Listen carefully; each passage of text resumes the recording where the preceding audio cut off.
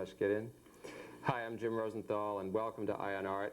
Today we're here in Hadley, Massachusetts with composer, musician Gideon Freudman. Gideon, thank you for having us here today. Thanks for coming. I first heard your music on public radio, and the cello has long been a favorite instrument of mine. I think the tone, the sonority of the instrument is so similar to the human voice in its quality, its range of expression, but your cello playing is different from anything I've heard before. How did you get started with what you do? Well, I started playing classical because what else was there? And it really was the tone and the look of the instrument. I saw somebody playing on stage and I thought, wow, it just looked so impressive. And I couldn't imagine walking on stage with a flute alone. I'd feel so exposed. And there's a lot of wonderful classical repertoire and just that sort of beautiful tone that everybody thinks of.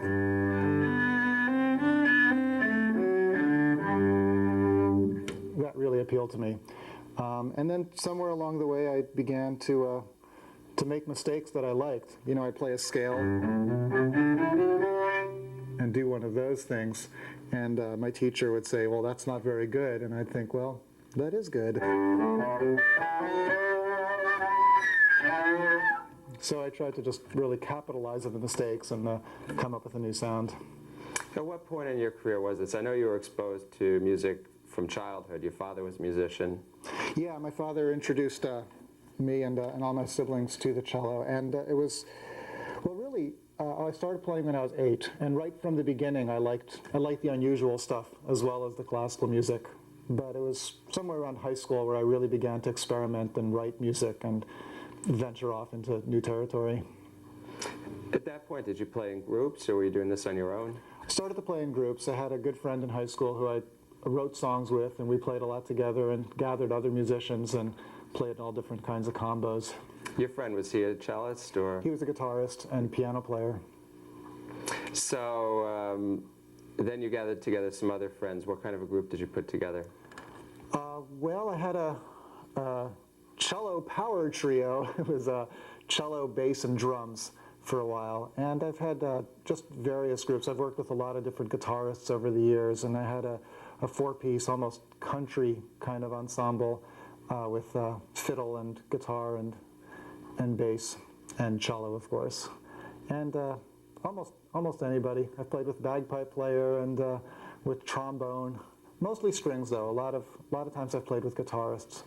But now most of the music that you do right here in your studio.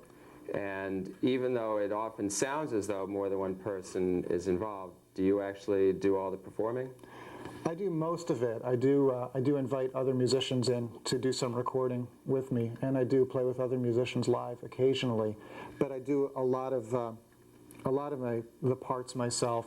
And sometimes with traditional multi-tracking where I'll record one part and then record a second and third part over it, and other times with the less conventional multi-tracking where I'll actually play, while I'm playing live, have the last phrase that I play repeat, and while that's looping, play other parts over it. Now you were demonstrating a little bit of that to us as we were gearing up here today. Would you give us an example of that? Yeah. Well, let me play you a tune. This is called Hologram Crackers, and this shows, and you'll hear the first time through what I play is about 20 seconds or so, and as soon as I finish, that's going to start to cycle through. It's going to repeat and keep playing over, and I'll keep adding layers to that.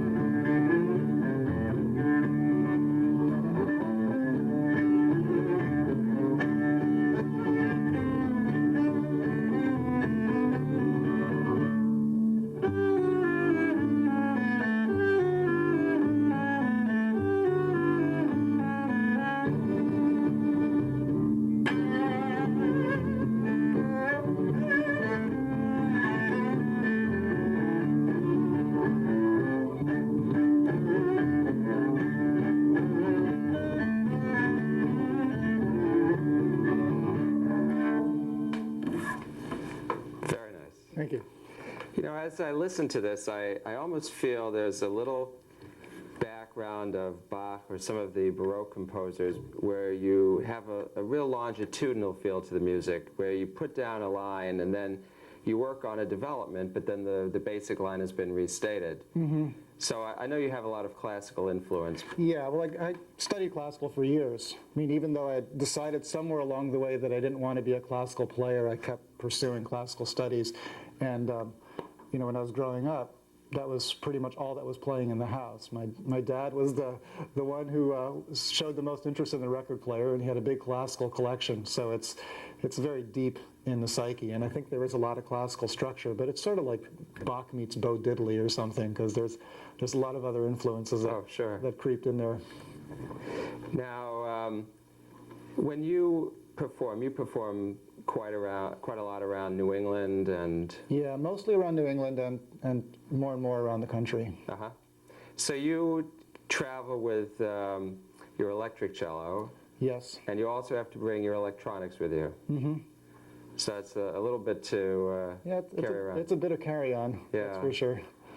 Now, you have a traditional cello here, but you're able to hook it on to your electronics today. How does the sound compare as if we had the electric cello today?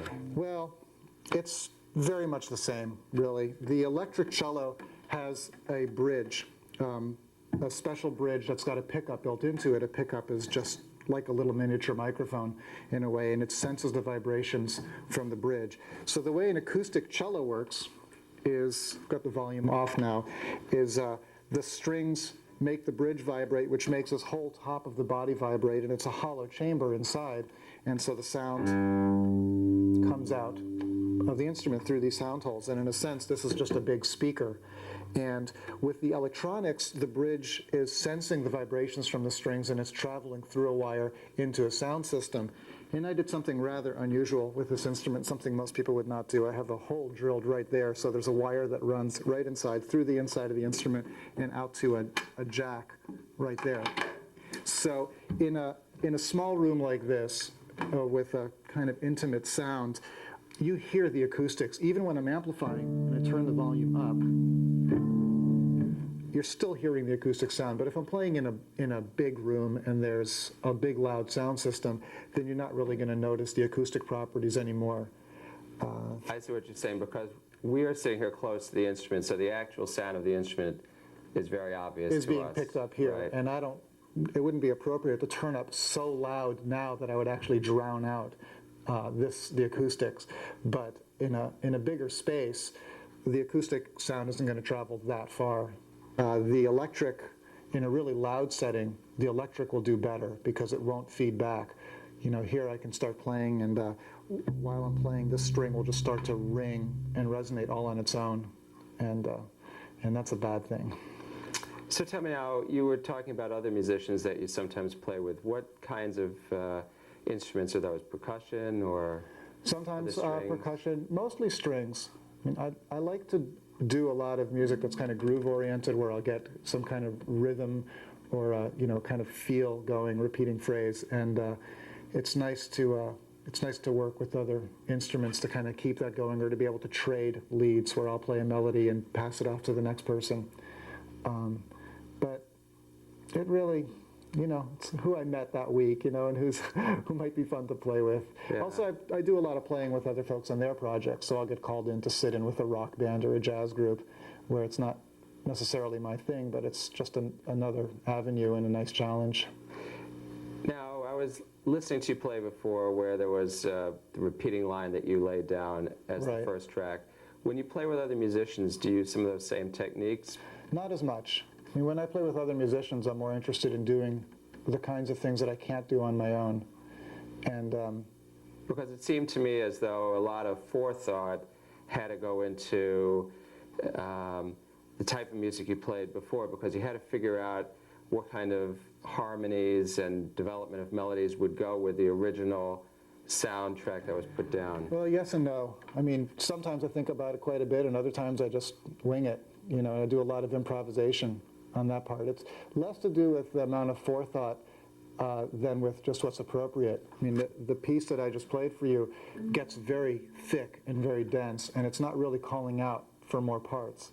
So if I do that, I'm not really leaving a lot of room for another musician Right. to add something. So I'm more likely to do something more sparse or let the other musician lay down something, get things going and work off of that.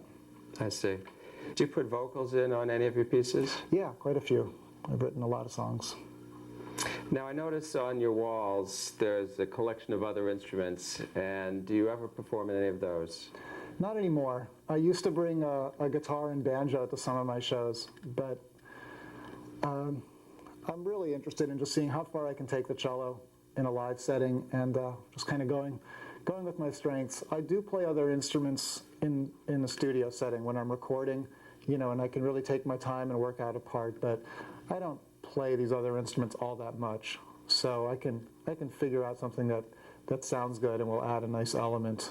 But I'm also just as likely to find somebody who really knows how to play the banjo to come in and do that instead of trying to plink out a melody myself. So what kinds of things are you looking at now that you haven't done in the past? Well, I think that music falls into, you could categorize music into tonal and atonal. There's a lot of ways to sort of separate out kinds of music, but two very basic groups would be that. And if you consider abstract music being atonal, then in that sense, I don't think I'm an abstract composer, because most of my music has pretty clearly defined rhythm and melody and harmony and all those elements that you hear in classical music and rock and roll and blues, and it's a pretty far cry from, really out there jazz. I mean, I could give you an example of something pretty...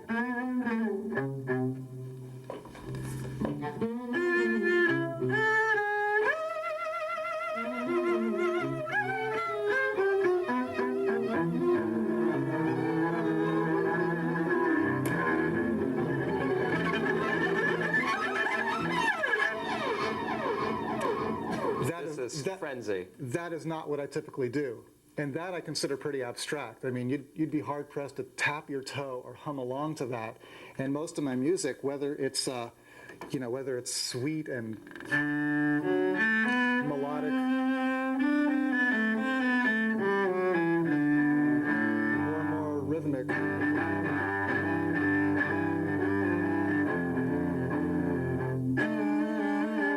that kind of stuff, it's still, in a sense, it's more traditional. As far as where to go next, I'm always trying to, whatever I've done, try and do it better and try and find something new that I haven't done. So, and I go through waves of sometimes feeling like, oh, I'm really onto something now, and other times like, oh, I'm stuck. I've been doing the same thing, and I need to find something new. And I do a lot of improvisation when I perform, and I find that is really helpful to kind of keep things fresh, and just the energy of playing in front of an audience can motivate me to come up with sounds and feels and do things that I might not think of necessarily in just playing on my own. So if you were going to improvise, where would you start? If you were going to improvise something for us, how would you start? You would just pick a theme that you knew, or just pick your own theme? A lot of jazz musicians might start with a well-known theme, and then they take that where it can go. So how is it that you improvise? Well, I might start off with something as simple as just pick one note, and that's going to be my tonal center, and just have that note repeat and set up a rhythm. So I might, for example, play that note and let that note repeat. So now this is just going to be repeating, and I can play over this.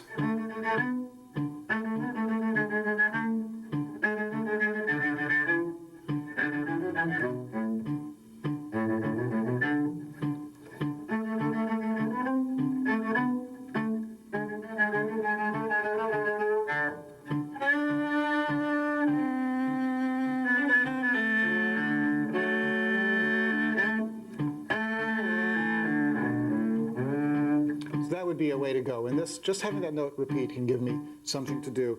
This effect, by the way, is called a delay, a digital delay, where a note repeats, echoes, and you can either have it continue to repeat or fade away, and I can have this sort of trail after me.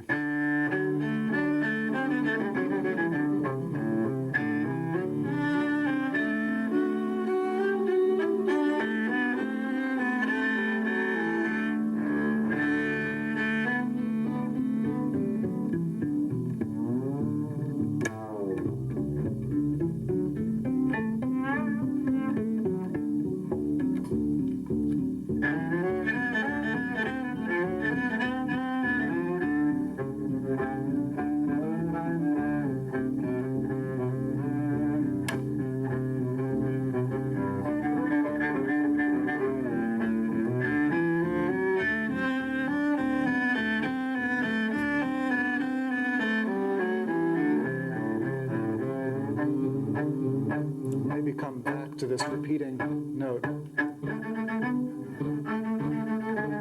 See, very classical form.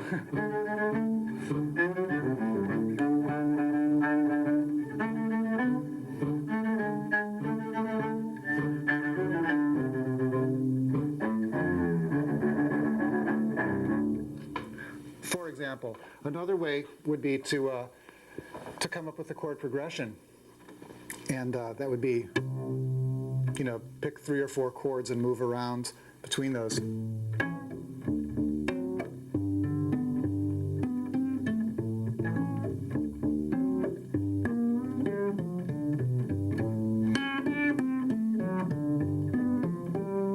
I could have those chords repeat and use that for a basis as well.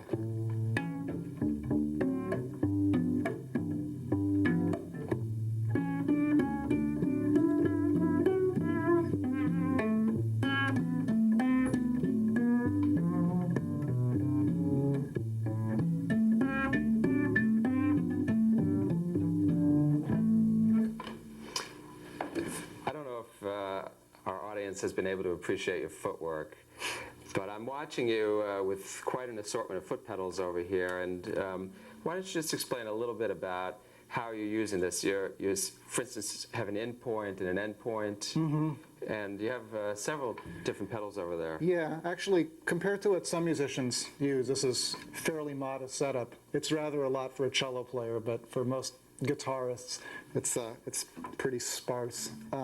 This one in the middle is a, can you all see the pedal? See my feet? I should have picked better shoes today.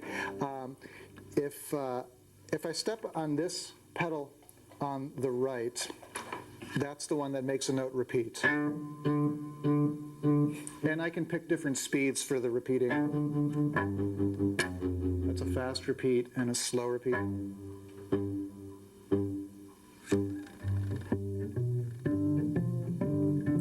And the pedal on the left half of that is what makes the repeating note keep repeating.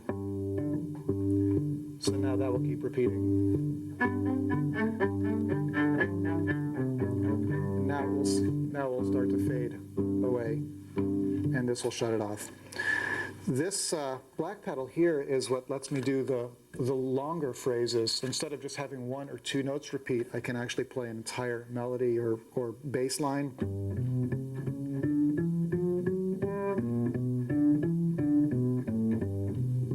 So now that's repeating, and I can play melodies over it.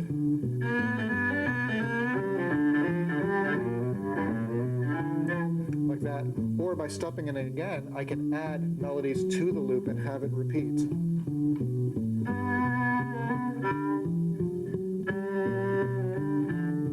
So now we'll have that. So there's 2 cellos, and I can add a third.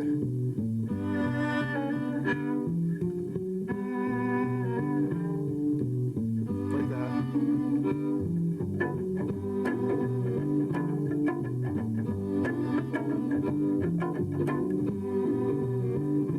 And then this one on the left shuts it off. And this blue one on the right, which I don't use as much, is also a delay, which makes notes repeat, which can be a nice effect. If I have something, so I can get something going here, and I want to play a melody. Now with the second delay, I can get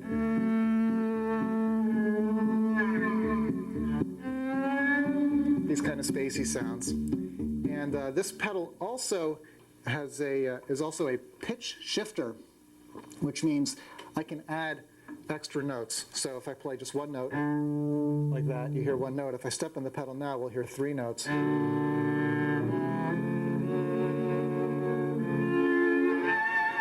Good for Halloween soundtrack stuff. And depending on the notes you pick, you can get different kinds of sounds. This is the pipe organ sound.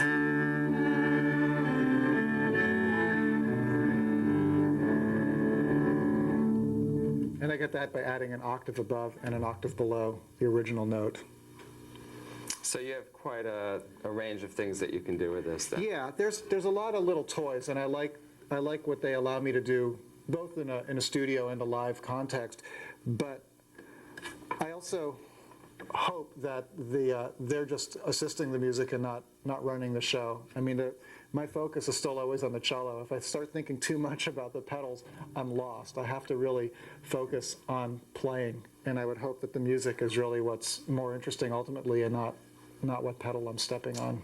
Sure, and I think as a photographer, if I read criticisms of digital photography, people say, well, you're not true to the natural world if you alter it. But Ansel Adams, as an example, did in his darkroom whatever he could to enhance the images. Mm-hmm. And I'm sure if the composers of yesteryear, the classical greats, Mozart, Beethoven, had other instruments at their disposal, they would have tested the limits of those things too. No question about it. I mean, there's so many different kinds of tones you can get out of the instrument, beyond low notes and high notes. I mean, I can play a note like this, or really lean in, you know, and there's all the crazy sound effects. And the ability to combine those and really show the range of the cello all in one tune, you know, is really nice and liberating, and it's fun to do, and I think it's more interesting to listen to for a lot of people than just hearing a single line all night. And I should qualify that by saying that it's not exactly a struggle to listen to a Bach suite. You know, I was just thinking as you were talking of the Bach suites for unaccompanied cello, and to me those are really timeless, and I listen to those, and it's not as though they were written in the 1700s or whatever period, because Bach really experimented at that time, and he really freed the instrument probably from a level at which it had been previously played. Yeah, well, he was incredibly groundbreaking for the cello and for a lot of instruments, and his music was exceptionally complex also. I mean, he was doing so many interesting things tonally and chordally and harmonically. And in fact, the fifth suite, he wrote 6 suites for cello, and the fifth suite called for detuning the high string, the A string, down to a G. And just that is a fairly radical move, especially for a few hundred years ago. You know, these days, if you go to hear a guitarist play, it seems like every third song, some guitarists anyway, are retuning their instrument for different colors and tones. But I don't know how much that was done 2 centuries ago. There's no telling where this may lead for subsequent generations, but I think that the interesting thing is that you, right here in Western Massachusetts, have really brought something unique and creative from an instrument that is a beautiful instrument, but you're using it in a way that most of us have been previously unfamiliar with. Well, I guess so. It's you know, the cello is a very beautiful and expressive instrument, which you commented on from the beginning, and I think that is what draws people to it initially.